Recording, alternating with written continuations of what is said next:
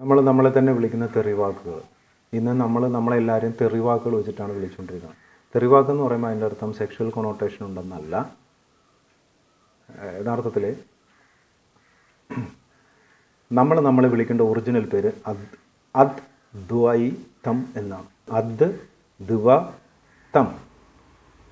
ഈ vowel sound നോക്കണ്ട, ആദ്യത്തെ ഇമ്പോർട്ടൻ്റ് ആണ്.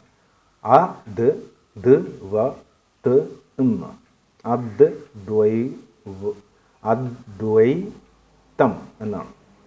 ദ്വായാണ് ദ്വൈ എന്ന് നമ്മൾ പറയണം. അദ്വൈതം എന്നാണ് നമ്മളെ വിളിക്കേണ്ടത്. അല്ലെങ്കിൽ ഒരെണ്ണം കൂടി ചേർക്കണം, അദ്വൈതാർത്ഥം എന്നാണ് പറയുക. ഒരാറ് കൂടി വരും. കാരണം ആറെന്ന് പറയുന്നത് ചലനത്തെ സംബന്ധിച്ചിട്ടുള്ളതാണ്. അതായത് നമ്മുടെ ശരീരത്തിൽ ഒരു ചലനം സംഭവിച്ചുകൊണ്ടിരിക്കുന്നുണ്ട്.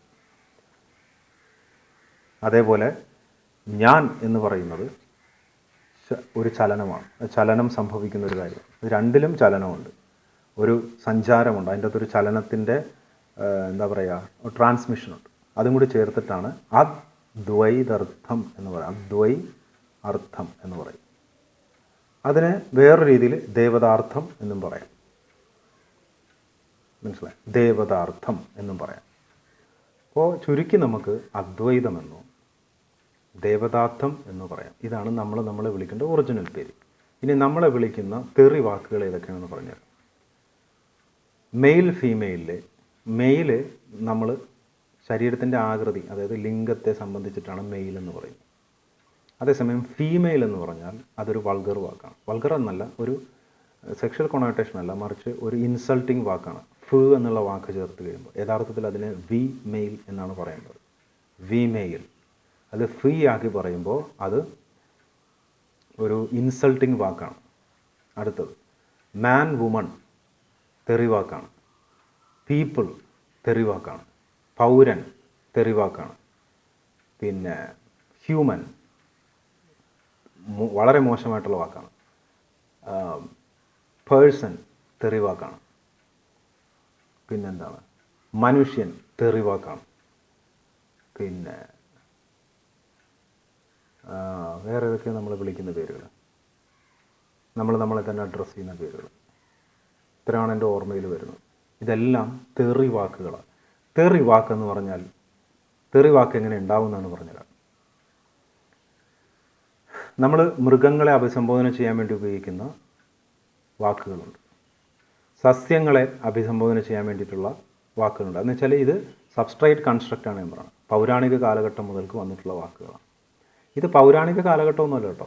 അതായത് യൂണിവേഴ്സൽ ഗ്രാമറും യൂണിവേഴ്സൽ ലാംഗ്വേജും ഉണ്ട്, സോഴ്സ് ലാംഗ്വേജ് ഉണ്ട്. അതിൽ 40 ശബ്ദരൂപങ്ങളുടെ കോമ്പിനേഷനാണ്. അതിലൂടെ നമ്മൾ മൃഗങ്ങളെയും സസ്യങ്ങളെയും പദാർത്ഥങ്ങളെയും അഭിസംബോധന ചെയ്യുന്ന ഫസ്റ്റ് കൺസ്ട്രക്റ്റ് ഉണ്ട്. അപ്പോൾ ആ കൺസ്ട്രക്റ്റുകളുള്ള പേരുകൾ നമ്മൾ ഒരു സൈഡിൽ, രണ്ടാമത്തത് നമ്മൾ പദാർത്ഥങ്ങൾ എടുത്തു കഴിഞ്ഞാൽ, രൂപങ്ങൾ എന്നുള്ള അർത്ഥത്തിൽ എടുത്തു കഴിഞ്ഞാൽ കല്ല്, മണ്ണ്, വെള്ളം, ഇങ്ങനെയൊക്കെയുള്ള പദാർത്ഥങ്ങളുണ്ട്. അതേപോലെ പദാർത്ഥങ്ങളിൽ നമ്മൾ കൊടുക്കുന്ന പ്രയോഗങ്ങളുണ്ട്, കർമ്മങ്ങളുണ്ട്. ഇപ്പോൾ നമ്മൾ ഒരു പദാർത്ഥത്തിനെ ചതച്ചിട്ടാണ് അതിൻ്റെ അകത്ത് നിന്ന് ചാറെടുക്കുന്നത്. അപ്പോൾ അതിനു വേണ്ടി കൊടുക്കുന്ന വാക്കുണ്ട്. മനസ്സിലായോ? പിന്നെ നമ്മൾ വസ്തുക്കളിൽ ഊർജം പ്രയോഗിക്കുമ്പോൾ അതിന് കൊടുക്കുന്ന ശബ്ദരൂപങ്ങളുണ്ട്. അതുപോലെ തന്നെ ഒരു തരംഗം എന്ന് പറയാം, ചലനം, തരംഗം എന്നൊക്കെ പറഞ്ഞിട്ട് വിളിക്കുന്ന അങ്ങനെയുള്ള വാക്കുകൾ. അങ്ങനെ ഒരു പദാർത്ഥത്തിൻ്റെ സ്വഭാവവും അവസ്ഥകളും കാണിക്കുന്ന ശബ്ദരൂപങ്ങളും അതിലോട്ട് നമ്മൾ കൊടുക്കുന്ന ഊർജം ഇതും, പിന്നെ പദാർത്ഥങ്ങൾ വിളിക്കുന്ന പേരുകൾ, അഭിസംബോധന ചെയ്യുന്ന വാക്കുകൾ. അപ്പോൾ ഇത്രയും വാക്കുകൾ, ഈ പറയുന്ന ഇത്രയും കാറ്റഗറിയിൽ വരുന്ന വാക്കുകൾ, അതിൻ്റെ സബ്സ്ട്രേറ്റ് കൺസ്ട്രക്റ്റിൽ വരുന്ന വാക്കുകൾ എടുത്ത് നമ്മൾ എന്നെയോ നിങ്ങളെയോ വിളിച്ചു കഴിഞ്ഞാൽ അതെന്തായി മാറും? ഇൻസൾട്ടായി മാറും. ഇപ്പോൾ ഒരാളെ ഞാൻ വിളിക്കുകയാണ്, നീ ഒരു കല്ലാണ് എന്ന് പറഞ്ഞാൽ ഇൻസൾട്ടിങ് ആണ്, അല്ലേ? അയാളൊരു ദേവതാർത്ഥമാണ്, ഞാനൊരു അദ്വൈതമാണ്. അല്ലെങ്കിൽ അയാളൊരു ദേവതാർത്ഥമാണ്, ഞാനൊരു അദ്വൈതാർത്ഥമാണ്. അപ്പോൾ അത് 7 കാര്യങ്ങൾ കൂടി ചേരുന്നതാണ്. ആ 7 കാര്യങ്ങളിൽ നിന്ന് നമ്മൾ റെഡ്യൂസ് ചെയ്ത് ഒരു പദാർത്ഥത്തെ വിളിക്കുന്ന പേര് മാത്രം നമ്മളെടുത്ത് വിളിക്കുമ്പോൾ ഇൻസൾട്ട് ചെയ്യുന്നതാണ്. അങ്ങനെയാണ് തെറി വാക്ക് തുടങ്ങുന്നത്. അതായത് മൃഗങ്ങൾ, സസ്യങ്ങൾ, പദാർത്ഥങ്ങൾ, അവയുടെ അവസ്ഥകൾ, അവയ്ക്ക് മേൽ നമ്മൾ ഉപയോഗിക്കുന്ന കർമ്മങ്ങളുടെ പേരുകൾ, ഇതൊക്കെ എടുത്ത് നമ്മൾ ഒരു മനുഷ്യനെ വിളിച്ചു കഴിഞ്ഞാൽ ഉണ്ടായി, മനുഷ്യൻ എന്നുള്ള വാക്ക് വരുന്നതുണ്ട്. ഒരു അദ്വൈതത്തെയോ ദേവദാത്തത്തെയോ വിളിച്ചു കഴിഞ്ഞാൽ അത് ഇൻസൾട്ടിങ് ആണ്. ഞാനും നിങ്ങളും ദേവദാത്തവുമാണ്, അദ്വൈതവുമാണ്. അങ്ങനെയാണ് ഭൂമിയിൽ തെറി വാക്കുണ്ടാവുന്നത്. മനസ്സിലായോ? അപ്പോൾ നമ്മൾ ഒരു പന്നി എന്നുള്ള വാക്കെടുത്ത് നമ്മളൊരു മനുഷ്യനെ വിളിച്ചാൽ എന്തുകൊണ്ടാണ്? കാരണം റിഡ്യൂസ് ചെയ്യണം. അയാൾക്ക് ധാരാളം ക്വാളിറ്റി ഉണ്ട്, അതിനെ റിഡ്യൂസ് ചെയ്ത് ഒരു പന്നി എന്ന് പറയുന്ന മാത്രം ഒരു ചെറിയ കാര്യങ്ങളുള്ള ഒരു സാധനമായിട്ട് മാത്രം നമ്മൾ വിളിക്കുക. അതുകൊണ്ടാണ് അത് ഇൻസൾട്ടായി മാറുന്നത്. അതേപോലെ സബ്സ്ട്രേറ്റ് ലാംഗ്വേജിൽ വിളിക്കുന്ന വാക്കുകൾ, അതിൽ നിന്ന് വരുന്നതാണ് ഞാൻ നേരത്തെ പറഞ്ഞ തെറി വാക്കുകൾ എന്ന് പറഞ്ഞാൽ നമ്മളെ തന്നെ വിളിക്കുന്ന വാക്ക്. പൗരൻ എന്നൊക്കെ പറഞ്ഞ തെറിയാണത്. മനസ്സിലായോ? പീപ്പിള് തെറിയാണ്. അപ്പോൾ ഇതെല്ലാം പദാർത്ഥങ്ങളെയും മൃഗങ്ങളെയൊക്കെ അഭിസംബോധന ചെയ്യുന്ന വാക്കുകളാണ് സബ്സ്ട്രേറ്റ് ലാംഗ്വേജിൽ. എന്നിട്ട് അതെടുത്തിട്ട് നമ്മുടെ ഒറിജിനൽ നമ്മളെ വിളിക്കേണ്ട പേര് അദ്വൈതം, ദേവദാത്തം. ഇതിനെ അങ്ങനൊരു ആളെ നമ്മൾ അങ്ങനെ വിളിക്കുമ്പോൾ നമ്മൾ അയാളെ ഒരു വെള്ളം പോലെ കാണുന്നു, തരംഗം പോലെ കാണുന്നു, അല്ലെങ്കിൽ വെറും ഊർജം എന്നുള്ള രീതിയിൽ കാണുന്നു. മനസ്സിലായോ? ഇങ്ങനെയൊക്കെ നമ്മൾ റെഡ്യൂസ് ചെയ്ത് സംസാരിക്കുമ്പോൾ അത് ഇൻസൾട്ടാണ്. അങ്ങനെയാണ് ഫസ്റ്റ് തെറി വാക്ക് ഉണ്ടാകുന്നത്. രണ്ടാമത് ഇതെങ്ങനെയാണ് സെക്ഷൽ കൊണോട്ടേഷൻ വരുന്നതെന്ന് വെച്ച് കഴിഞ്ഞാൽ, ഈ സെക്ഷുവാലിറ്റി എന്ന് പറയുന്നത് എന്തോ മോശമാണെന്നും അസന്മാർഗികതയാണെന്നും, സെക്ഷൽ പ്ലഷർ മോശമാണെന്നും അസന്മാർഗികതയാണെന്നും അങ്ങനെയുള്ള പ്ലഷറുകൾക്ക് പോകുന്നത് തെറ്റാണെന്നുമുള്ള ഒരു കാപാലികമായ തത്വശാസ്ത്രം, തത്വശാസ്ത്രം ജനങ്ങളെ പറഞ്ഞ് വിശ്വസിപ്പിക്കും. അപ്പോൾ ജനങ്ങൾ കാണുന്നത് സെക്ഷുവാലിറ്റി എന്ന് പറയുന്ന സാധനം ഇല്ലാതെ ജീവിക്കുന്നതാണ് ഏറ്റവും വലിയ പ്യൂരിറ്റി എന്ന് ചിന്തിക്കുന്ന മണ്ടന്മാരുണ്ടാവും. അപ്പോൾ സെക്ഷൽ പ്ലഷറുകളെല്ലാം മോശമാണെന്ന് ചിന്തിക്കും. അപ്പോൾ അങ്ങനെ ആരെങ്കിലും ഇങ്ങനെയുള്ള ആക്ടിവിറ്റീസിലോട്ട് പോകുമ്പോൾ അവരെ ഈ വാക്കുകൾ എടുത്തിട്ട് അവരെ വിളിക്കാൻ തുടങ്ങും. മനസ്സിലായോ? നേരത്തെ ഉപയോഗിച്ചിരുന്ന ഇൻസൾട്ടിങ് വാക്കുകൾ എടുത്തിട്ട് അവർ ചെയ്യുന്ന പ്രവർത്തികളെ അഭിസംബോധന ചെയ്ത് വിളിക്കാൻ തുടങ്ങുന്നിടത്താണ് അതെന്തായി മാറുന്നത്? തെറി വാക്കായി മാറുന്നത്. അത് സെക്ഷൽ കൊണോട്ടേഷൻ വരുന്നത് അപ്പോഴാണ്. അപ്പോൾ അതെവിടുന്നാണ് വന്നത്? ഈ സെക്ഷുവാലിറ്റിയും സെക്ഷൽ പ്ലഷറുകളും ഒക്കെ പാപമാണ്, മോശമാണ്, അതില്ലാതെ ജീവിക്കുന്നതാണ് പരിശുദ്ധി എന്നൊക്കെ പറഞ്ഞ് ജനങ്ങളെ പറഞ്ഞ് പഠിപ്പിക്കും. ഇത് പൊട്ടന്മാരായിട്ടുള്ള ജനങ്ങൾ അത് വിശ്വസിക്കും. മനസ്സിലായി? കുറേ എൻലൈറ്റൻമെൻറ്റ് മാസ്റ്റേഴ്സൊക്കെ എന്ന് പറയുന്ന കള്ളന്മാർ വന്നിട്ട് പറയും അങ്ങനെ ജീവിക്കുന്നതാണ് ഭയങ്കര. എന്നിട്ട് എവിടെ പോകാനാണ്? എന്താ എൻ്റെ ലക്ഷ്യം? എന്താണ് അങ്ങനെ ജീവിച്ചിട്ട്? സ്വർഗം കിട്ടുമോ? റിബണിട്ട് ലിംഗം കെട്ടി വെച്ച് കഴിഞ്ഞാൽ എന്താ സ്വർഗം കിട്ടുമോ?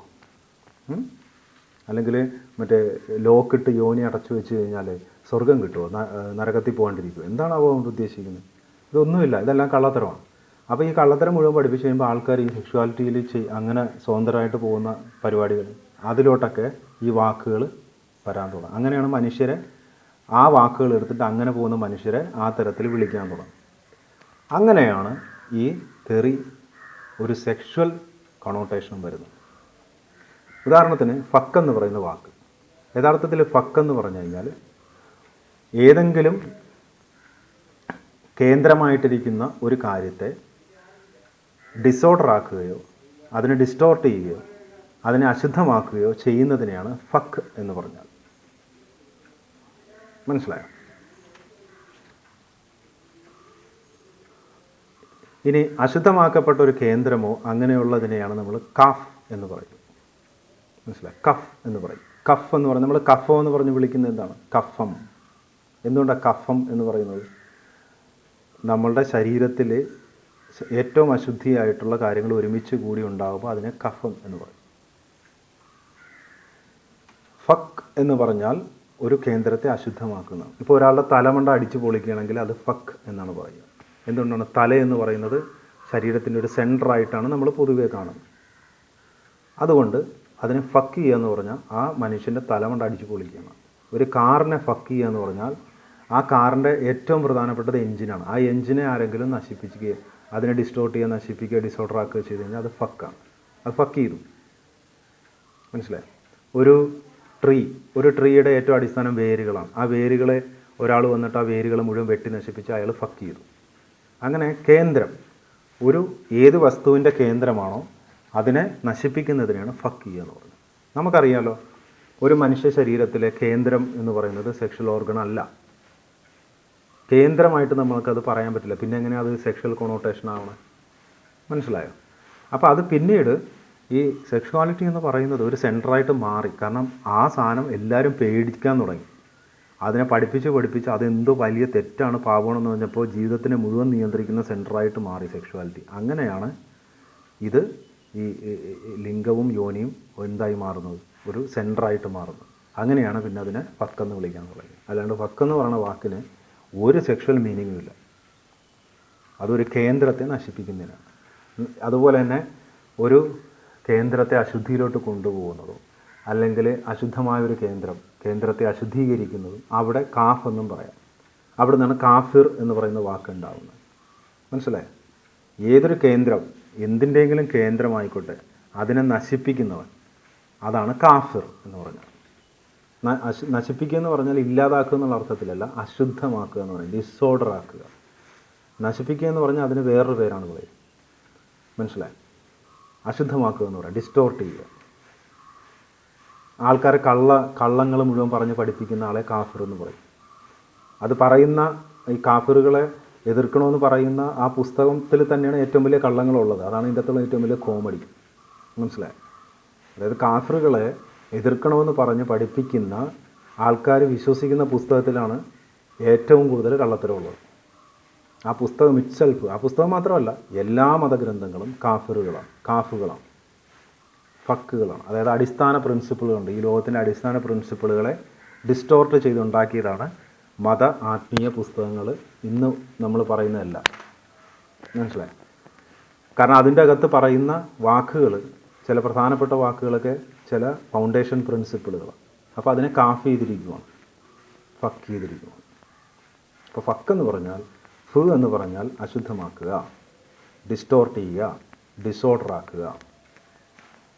മനസ്സിലായി? ഒരു മറ്റേ എന്താ പറയുക, അതാണ് ഒരു കേന്ദ്രത്തെ, ഒരു കേന്ദ്രമായിട്ടിരിക്കുന്ന എന്താണോ അതിനെ ഡിസ്റ്റോർട്ട് ചെയ്യുക, ഡിസോർഡർ ആക്കുക, അശുദ്ധമാക്കുക. അതിനെയാണ് ഫക്ക് ചെയ്യുക, കാഫ് ചെയ്യുക എന്ന് പറഞ്ഞാൽ അതിൻ്റെ അർത്ഥം. മനസ്സിലായി? ഇത് എങ്ങനെയാണ് ഇതായി തെറിയായി മാറിയത്? ഒരു കാലഘട്ടം എത്തുമ്പോൾ ആൾക്കാർ സെക്ഷുവാലിറ്റി എന്ന് പറയുന്ന ജീവിതത്തിൻ്റെ സെൻറ്ററായി മാറി. എല്ലാവരും പേടിക്കുന്ന ഒരു വൃത്തികെട്ട കാര്യം പോലെയായി മാറി. അപ്പോൾ അതാണ് ഏറ്റവും വലിയ സെൻറ്റർ എന്നായി മാറി. അങ്ങനെ പിന്നെ അതിനെ വിളിക്കുകയാണ്. അത് സെൻറ്ററാണോ? ഒരു കോപ്പും അല്ല അത്. അതാണോ സെൻറ്റർ? അല്ല.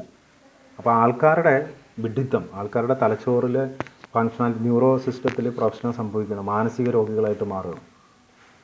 അപ്പോൾ അവർ നോക്കുമ്പോൾ സെക്ഷുവാലിറ്റി ഏറ്റവും വലിയ പ്രധാനം. നിങ്ങൾ കണ്ടിട്ടില്ല, എല്ലാ റിലീജിയനും ആത്മീയത എടുത്തു കഴിഞ്ഞാൽ അവർ രണ്ട് കാര്യങ്ങളാണ് ഏറ്റവും പ്രധാനമായിട്ട് സംസാരിക്കുന്ന രണ്ട് കാര്യങ്ങളാണ്.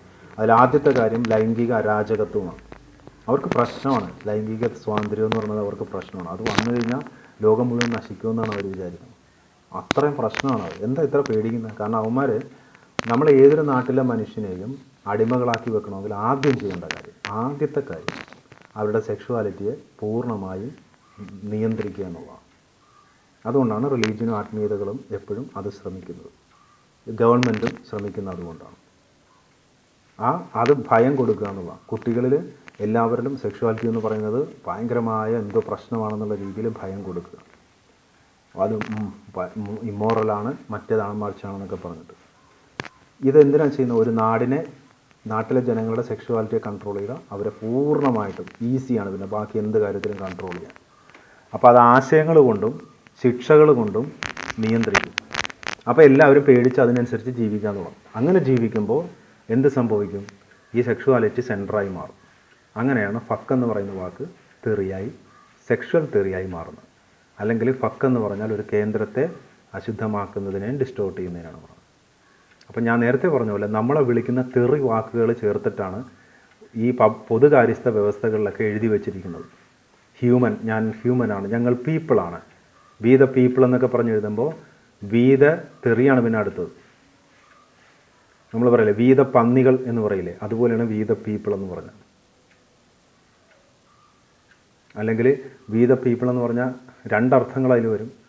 ഒരു പ്രിഡേറ്ററും വരും, വിക്ടിമും വരും. പന്നിയാക്കുന്നവനും വരും, പന്നിയായി പോയവനും വരും. ഈ രണ്ടർത്ഥത്തിലാണ്. അങ്ങനെ എല്ലാ വാക്കുകളും ശരിക്കും പറഞ്ഞാൽ തെറി വാക്കുകൾ ചേർത്തിട്ടാണ്, തെറിയായിട്ട് ഉപയോഗിച്ചിരുന്ന വാക്കുകൾ ചേർത്തിട്ടാണ് പബ്ലിക് കാര്യസ്ഥ വ്യവസ്ഥകൾ എല്ലായിടത്തും നമ്മളെ തന്നെ അഭിസംബോധന ചെയ്യുന്നത്. നിങ്ങൾ ആലോചിച്ച് നോക്കുക, അങ്ങനെ ഒരു കോൺസ്റ്റിറ്റ്യൂഷനോ അങ്ങനെ ഒരു വ്യവസ്ഥയോ അങ്ങനെ ഒരു സിസ്റ്റമോ എഴുതി ഉണ്ടാക്കി കഴിഞ്ഞാൽ അതെന്താ സംഭവിക്കുക എന്നുള്ളത്. ഒരിക്കലും അത് നല്ലതല്ല. അങ്ങനെ ഒരു സിസ്റ്റത്തിൽ നിന്ന് ഒരിക്കലും നമുക്ക് അത് കറക്റ്റായിട്ടുള്ള രീതിയിൽ ഫങ്ഷൻ ചെയ്തില്ല. കാരണം പിന്നീട് വരുന്ന വാക്കുകളെല്ലാം അതിനനുസരിച്ചുള്ള വാക്കുകളായിരിക്കും. അപ്പോൾ ഇതിനെ പറ്റിയിട്ടാണ് ചിന്തിക്കേണ്ടത്.